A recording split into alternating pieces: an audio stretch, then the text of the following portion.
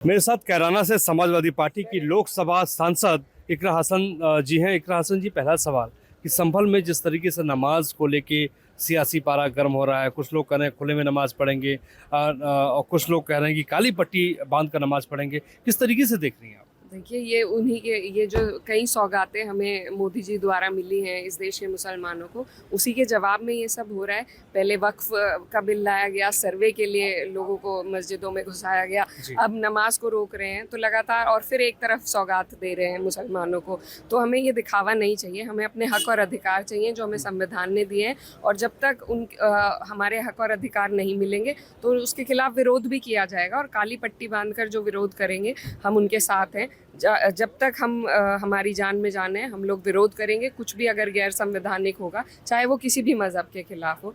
रही बात जो संभल में हो रहा है, वहाँ के जो प्रशासनिक अधिकारी हैं, उनका दिमागी संतुलन मुझे सही नहीं लगता है। लगातार इस तरह के, उनको किसने अथॉरिटी दी है कि वो आकर इस तरीके के पॉलिटिकल बयान दे? क्या उन्हें अपनी ड्यूटी का नहीं मालूम है? उनकी ड्यूटी का जो प्रोटोकॉल है, नो बायस, एक प्रशासनिक अधिकारी को अपने दिमाग में कोई बायस नहीं रखनी है, ये सब उन्हें शायद सिखाया नहीं गया है। तो उनकी पहले तो बेहतर ट्रेनिंग हो और उनको सस्पेंड किया जाए, उन पर कार्रवाई हो, उनको सिखाया जाए कि किस तरीके से उन्हें अपनी ड्यूटी करनी है। और मैं अपनी छत पे क्या कर रही हूँ, किसी को नहीं हक है मुझे बताने का, ना ही कोई मेरा पासपोर्ट इम्पाउंड कर सकता है। तो इस तरीके के अधिकारी जो इस तरीके से एक डर का माहौल पैदा कर रहे हैं लोगों में एक मजहब के त्योहार से पहले, इन सब पे कार्रवाई होनी चाहिए और सुप्रीम कोर्ट को संज्ञान लेना चाहिए।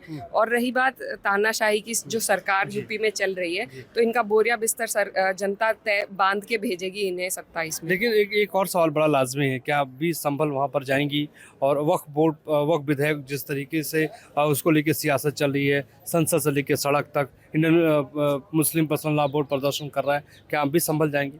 देखिए, संभल हम जा चुके हैं, हम गए थे, हम जितने भी पीड़ित लोग थे उनसे मिले, हम वहाँ के लोगों से मिले। वहाँ पर ज़बरदस्ती का एक माहौल बना के तैयार करा जा रहा है, और वहाँ ऐसे कोई हालात अब नहीं है, कोई वायलेंस नहीं है, कोई इस तरह का नहीं है। जो कुछ हुआ था वो भी प्रशासनिक अधिकारियों की गलती की वजह से हुआ था, और वहाँ पर इन लोगों ने एकदम 97 लोगों के ऊपर कार्रवाई भी कर चुके हैं। तो अब वहाँ कोई ऐसा माहौल नहीं है, अब ये उसको बस बना कर रखना चाह रहे हैं। सदर की गिरफ्तारी हुई है वहाँ के मस्जिद के सदर की, उसको किस तरीके से आप देख रहे हैं? क्या उसी का ये असर है, उसी की प्रतिक्रिया है? वो भी पॉलिटिकल है, देखिए, क्योंकि संभल को एक ऐसी प्रयोगशाला ये सरकार बनाना चाह रही है जिसके ऊपर ये अपनी राजनीतिक रोटियां सेक सके और 27 में भी सत्ता हासिल कर सके। लेकिन इनके मंसूबों को जनता फेल करेगी। इस तरीके की जो सरकार है, ज़्यादा दिन तक नफरत वाली चीज़ें नहीं चल पाती हैं, अब तक चल गई, लेकिन आगे हमें पूरी उम्मीद है कि इनको जवाब जनता सही देगी। आप एक पढ़ी लिखी महिला है, फॉरेन से आप पढ़ के आई हैं इकरा, हमने आपका चुनाव भी कवर किया था आपके इलाके में जाके।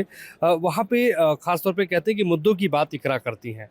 जो मौजूदा वक्त में जो मुद्दे चल रहे हैं, चाहे वक्फ की बात हो या मस्जिद की बात हो, इससे इतर भी मुद्दे हैं क्या? मुद्दे बहुत हैं हमारे यहाँ पर। किसानों के, मेरे क्षेत्र में किसान धरने पर बैठे हुए हैं, उनको पेमेंट नहीं मिल पा रहा है, हर जगह किसान परेशान है। उनकी जो इनपुट है उसकी कॉस्ट बढ़ गई है, उस पर कई % GST लगा दी गई है। हमारे यहाँ जो मजदूर तबका है, उनका जो न्यूनतम वेतन है उस पर कोई बात नहीं है, उस पर कोई चर्चा नहीं है। स्कूलों की, हॉस्पिटलों की जो हालात हैं, और खाली रिक्त पोस्ट पड़े हुए हैं, उनकी भर्ती नहीं हो रही है। तो मुद्दे बहुत हैं, लेकिन मुद्दों से भटकाने के लिए तो कभी खुदाई हो रही है और कभी वक्फ बिल लाया जा रहा है। तो ये सरकार नहीं चाहती कि इनसे सवाल करे कोई, मुद्दों पे बात करे कोई, इसीलिए इन सब चीजों में उलझाकर पूरे देश को रखना चाहते हैं। एक आखिरी सवाल पूछूंगा इकरा कि राणा सांगा को लेके भी सियासत चल रही है, लालजी सुमन के घर पे पथराव हो गया। आप क्या मानती हैं, जो बाबर को लेकर उन्होंने कहा था कि इब्राहिम लोदी को हराने के लिए बाबर को उन्होंने बुलाया था, आप क्या समझती हैं? देखिए, मेरा जो ओपिनियन है वो मेरा है, लेकिन मैं किसी के ओपिनियन की वजह से अगर उस पर पथराव करूं तो मुझे लगता है ये बहुत गलत है। इस देश में तरह तरह के लोग हैं, ये गांधी जी का देश है, लेकिन नथुराम गोडसे को मानने वाले भी यहाँ पर हैं। जब उन्हें रहने का अधिकार है, हर आदमी को अपनी सोच के साथ रहने का, जीने का और अपनी सोच को आगे रखने का अधिकार है, तो मुझे लगता है कि बात ओपिनियन की अगर है तो मुझे मेरा ओपिनियन होने का अधिकार होना चाहिए, वही लोकतंत्र है। अगर मेरी बात से कोई सहमत नहीं है तो वो अपनी असहमति जारी दर्ज कर सकता है, लेकिन मुझे पत्थर तो नहीं मार सकता ना।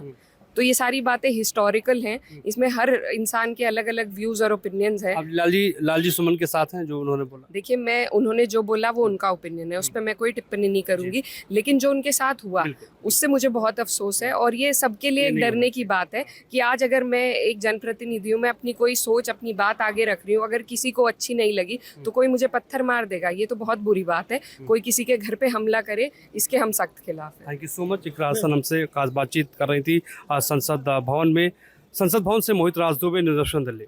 न्यूज नेशन अब व्हाट्सएप पर खबरों के ताजा अपडेट के लिए न्यूज नेशन के इस क्यूआर कोड को स्कैन करें।